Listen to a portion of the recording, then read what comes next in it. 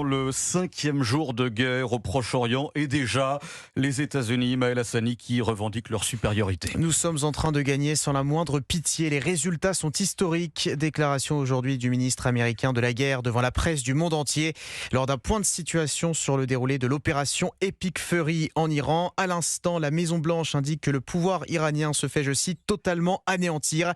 Rémi Amalvi, vous êtes le correspondant d'Europe 1 à Washington. L'administration Trump assure avoir enchaîné les succès depuis samedi. Oui, le chef du Pentagone, Pete Hegseth, s'est félicité du triomphe américain avant de prévenir. Des opérations militaires encore plus importantes sont à venir. Nous ne faisons que commencer. Selon le ministre, les États-Unis auraient décimé l'armée de l'air et la marine iranienne.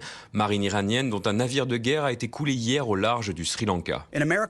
Un sous-marin américain a torpillé un navire de guerre iranien qui pensait être en sécurité dans les eaux internationales. Une mort silencieuse, le premier naufrage d'un navire ennemi par torpille depuis la Seconde Guerre mondiale.